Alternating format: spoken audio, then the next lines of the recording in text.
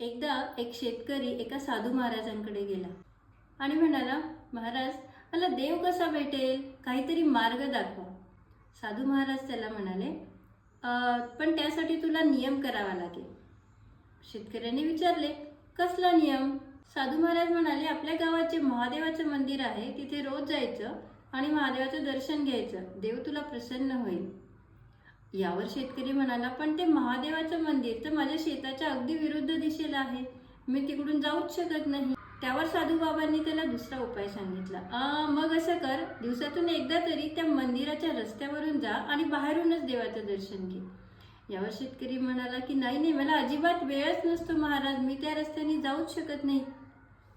यावर साधू महाराज म्हणाले, मग तूच सांग, तू काय नियम फॉलो करू शकतो? विचार करून शेतकरी म्हणाला, महाराज, मी एक काम करू शकतो. माझ्या शेताच्या बाजूला माझ्या मित्राचं शेत आहे, मी रोज जेव्हा त्याचा चेहरा बघेन त्यानंतरच जेवण करेन. साधू महाराज म्हणाले, चल ठीक आहे, हा नियम पाळ, काहीतरी तर नक्कीच होईल, देव नक्कीच काहीतरी आशीर्वाद देईल.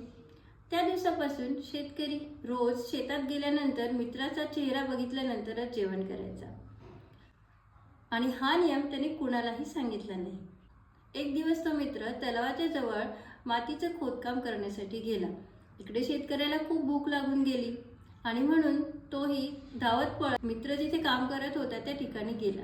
तिकडे त्या मित्राला खोदकाम करताना एक गोल्ड कॉईन्स असलेली पिशवी सापडली होती.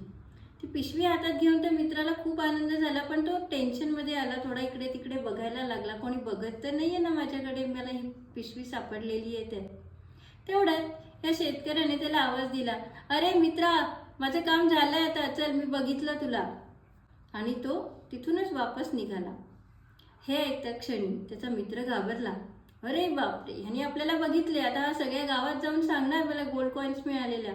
म्हणून तो पळत पळत मित्राच्या मागे गेला आणि त्याला म्हणाला, मित्रा, हे बघ, आपण असं करूया, ह्या पिशवीतल्या अर्ध्या गोल्ड कॉईन्स तुझ्या आणि अर्ध्या माझ्या. शेतकऱ्याचे डोळे उघडले. साधू महाराजांनी सांगितलेला एक नियम आपण फॉलो केला तर देवाची एवढी कृपा झाली. या गोष्टीतून असा बोध मिळतो की नियम पाळणे, डिसिप्लिनमध्ये राहणे, ह्या गोष्टी आपल्याला नक्कीच यशस्वीतेकडे नेऊ शकतात, नाही का?